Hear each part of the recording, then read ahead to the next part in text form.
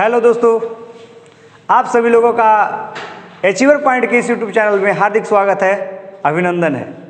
आज हम लोग पढ़ने वाले हैं बहुत ही खास टॉपिक जिसका नाम है दक्षिण भारत का मैदान, और ये एसएससीजीडी के लिए बहुत ही इम्पोर्टेंट होने वाला है। तो बहुत ही ध्यान से इस वीडियो को लास्ट तक ज़रूर देखिएगा, और यदि इस वीडियो को अच्छा लगा है तो अपने दोस्तों के साथ शेयर करिए और व्हाट्सएप ग्रुप में भी शेयर करिए, ज़रूर करिएगा। तो चलिए आज का ये इस वीडियो को शुरुआत करते हैं। इसका नाम है दक्षिण भारत का मैदान, और ये भारत का भूगोल का कुछ पार्ट्स है, ठीक है, जिसमें हम लोग बहुत सारा क्वेश्चन को टेकअप करेंगे, जिसमें है तो टॉपिक छोटा लेकिन बहुत सारा क्वेश्चन उसमें बनने वाले हैं, तो उसको थोड़ा ध्यान से देखिएगा। दक्षिण भारत की मैदान जो है, दक्षिण भारत की मैदान को हम लोग दो भागों में बांटते हैं, ठीक है। एक तो कहलाता है उत्तर भारत की मैदान। देखिए यहाँ से एक दक्कन की पठार है ऐसे, ठीक है, तो दक्कन की पठार से जो उत्तर की तरफ है ये वाला उत्तर पश्चिम का मैदान, ये कहलाता है उत्तर भारत की मैदान, ठीक है। ये उत्तरी मैदान कहलाता है उत्तरी मैदान, और नीचे कहलाता है ये दक्षिणी मैदान, ठीक है। दक्कन की पठार से लेकर इधर का ये दक्षिणी भाग कहलाया, यानी पश्चिमी घाट कहलाता है, और उत्तर का ये का जो कहलाता है उत्तरी मैदान कहलाता है। टोटल मिलाकर दक्षिणी मैदान कहलाता है। ये उत्तर का भाग हो गया और इधर दक्षिण का भाग हो गया, ठीक है। इधर का जो भाग है इसमें एक अरावली पर्वत है। उत्तर भारत का जो मैदान है, उत्तर ये दक्षिण भारत का ये ऊपरी भाग, इसका जो मैदान है रवादार मिट्टियों से मिलकर बना हुआ है, रवादार चट्टानों से मिलकर बना होता है, ठीक है। ये भाग है तो गोंडवाना लैंड का भाग है। ये जो भाग है ये किसका भाग है? गोंडवाना लैंड का भाग है, ठीक है। ये कैसे मिट्टी से बना हुआ है? तो रवादार चट्टानों से मिलकर बना होता है, ठीक है। यहाँ पे ये जो मैदान है, यहाँ पे एक अरावली पर्वत है, ठीक है। ये जो श्रृंखला है, एक पर्वत श्रृंखला है जिसमें एक अरावली पर्वत है, जो पूरे दुनिया का सबसे पुराना पर्वत है। दुनिया का सबसे पुराना पर्वत है कौन सा? अरावली, ठीक है। ध्यान से सुनते जाइएगा, बहुत सारा क्वेश्चन बनेगा। सबसे पुराना पर्वत है जिसका नाम है अरावली। अरावली पर्वत के बारे में कहा जाता है ये कैसा पर्वत है? तो ये जो पर्वत है ये एक अवशिष्ट पर्वत है। कैसा है? अवशिष्ट पर्वत। कहेगा कितना पुराना है? तो 40 करोड़ साल पुराना है। 40 करोड़ वर्ष क्या है ये पुराना पर्वत है। कौन सा? अरावली पर्वत। इसी अरावली जो यहाँ का एक श्रृंखला है, बाद में हम लोग पढ़ेंगे कि यहाँ पे पर्वत का श्रृंखला है जो लास्ट में ये पहुँचता है, राजस्थान से होकर दिल्ली तक पहुँचता है, जिसमें हम लोग पढ़ते हैं कि राष्ट्रपति भवन जो है रायसीना पहाड़ी पर स्थित है। तो ये सारा हम लोग इस श्रृंखला में पढ़ेंगे। बाकी हम लोग आज पढ़ना है दक्षिण भारत के मैदान, ठीक है। यहाँ पे अरावली के बारे में बता दिए, क्योंकि अरावली के बारे में बहुत कुछ पूछता है, ठीक है। अरावली पर्वत जो है राजस्थान का ही भाग है, राजस्थान में स्थित है। अरावली पर्वत को कहते कैसा है? तो अवशिष्ट पर्वत कहते हैं। कितना वर्ष पुराना है? तो 40 करोड़ साल पुराना है। अरावली पर्वत का जो सर्वोच्च चोटी है, अरावली पर्वत पर एक जो सबसे ऊंची चोटी है इसकी, उसका नाम है गुरु शिखर। सर्वोच्च चोटी जो इसकी है, सर्वोच्च चोटी, इसका नाम है गुरु शिखर, ठीक है। क्या नाम है? गुरु शिखर। इसका जो चोटी है उसका नाम है कितना? गुरु शिखर। यदि इसकी हम लंबाई की बात करेंगे गुरु शिखर का, तो 1722 मीटर है। कितना है? 1722 मीटर। इसमें किसी को परेशानी नहीं है। दक्षिणी भारत के मैदान को यहाँ दक्कन का पठार, दक्कन के पठार ये यहाँ से लेकर ये पूरा भाग पश्चिमी घाट कहलाता है, ठीक है। और यहाँ एक मैदान है उत्तरी मैदान, जो नर्मदा नदी के तट पर, नर्मदा नदी के किनारे बसा हुआ है। यहाँ पे मैदान में एक पर्वत है जिसका नाम है अरावली पर्वत। अरावली पर्वत के बारे में कहेगा कैसा पर्वत है? तो अवशिष्ट पर्वत है। कितना वर्ष पुराना है? तो 40 करोड़ साल पुराना है। इस काल को हम लोग चारणीयन काल कहते हैं, ठीक है। इसका जो सर्वश्रेष्ठ चोटी है, ऊंची चोटी जिसको बोलते हैं, वो है गुरु शिखर, और वहाँ जिसका ऊंचाई है 1722 मीटर, ठीक है। उसके बाद हम लोग आगे आते हैं।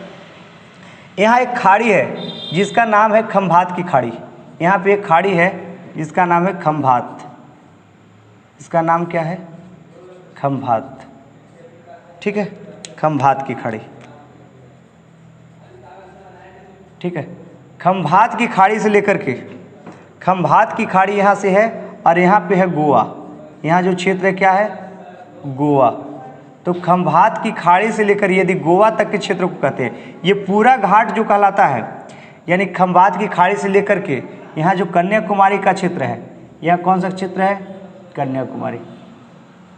ठीक है, ये भारत का ये जो पॉइंट सबसे लास्ट पॉइंट है जिसका नाम है कन्याकुमारी, और यहाँ जो खाड़ी है जिसका नाम है खंभात की खाड़ी। खंभात की खाड़ी से लेकर कन्याकुमारी तक का ये जो क्षेत्र कहलाता है पूरा पश्चिमी घाट कहलाता है। ठीक है, और पश्चिमी घाट को हम लोग 3 भाग में बांटते हैं अलग अलग। यदि इसकी लंबाई टोटल कहेंगे तो पश्चिमी घाट की टोटल लंबाई होता है 1600 किलोमीटर, यानी पश्चिमी घाट की टोटल लंबाई कितना है? पश्चिमी घाट की लंबाई टोटल है 1600 किलोमीटर। कितना होता है? 1600 किलोमीटर। इसमें किसी को परेशानी विशेष नहीं होना चाहिए। इसमें टोटल लंबाई कितना है? 1600 मीटर। इसके बाद खंभात की खाड़ी से लेकर गोवा तक के क्षेत्र जो कहलाते हैं, गोवा तक का जो क्षेत्र है उसको हम लोग बोलते हैं कोंकण तट। इसको बोलते हैं क्या? कोंकण तट।